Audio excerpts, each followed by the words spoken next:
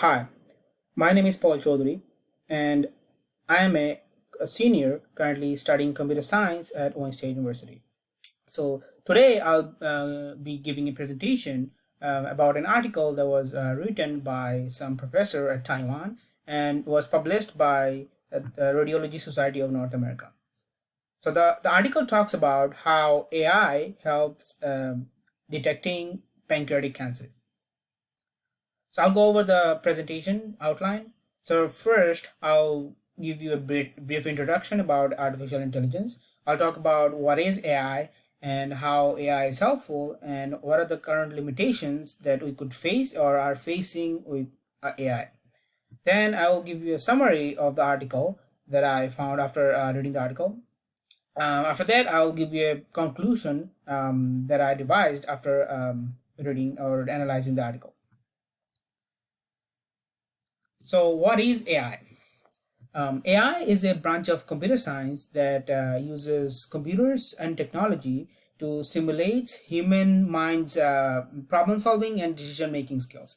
So, in other words, artificial intelligence is a way of training a computer to solve problems like human. So, how AI is helpful? So, AI can is helpful because it can help us solve a variety of complex problems. First problem we could think of, so AI can help us detect fraud and scams. So currently, if people or any other software companies who are working on detecting fraud and scams, they have to go individually and try to find a pattern, find a pattern to detect and to counter fraud and scams. But if we train a computer to automatically detect a pattern of what fraud or a scam look like, then it'll be really easier, and the process of detecting it would make it lots of easier. So AI could help us do that. And after that, AI can also help us in the production lines. AI can also help us by advancing the automation section. Like AI can decide whether how fast or how should a production line function so that it could better finish the product in a timely manner. So as a result, I mean, in short, I could say that artificial intelligence helps us or humans make smarter decision and faster decision.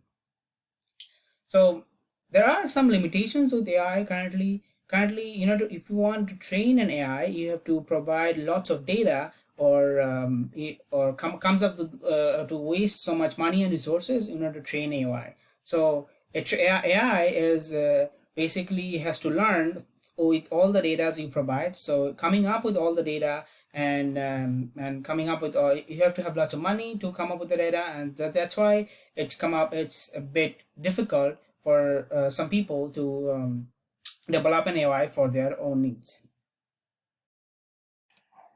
Now I will go over the summary of the article.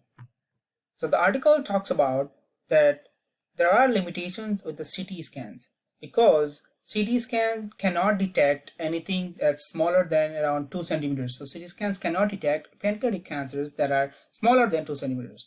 The reason why CT scans cannot detect cancers that are way too small, because CT scans are basically just an image, and every time a doctor needs to examine it carefully. So, and the second point of the article was that AI models are effective at detecting pancreatic cancers because AI model are better at memorizing pattern. So if a doctor has to rely on a CT scan to detect a cancer, we can simulate the same experiment by teaching an AI model to learn a pattern of how normal or abnormal organs looks like. Then it could easily identify whether the abnormal organ is a cancer or not, like just like a doctor would. And furthermore, AI was, now the article also talks about that how now AI would be used as a supplement for detecting. So now AI, instead of using it instead of depending of AI by itself, AI would be used as a secondary method to detecting to examining CT scans, because still need to be trained with lots of data in order to completely trust with AI prediction. So in conclusion, I can say that CT scans aren't effective at detecting small pancreatic cancers, and AI models are highly effective at detecting cancers. And AI now, after that, I can also say that AI can make bring lots of advancement to clinical imaging. Thank you.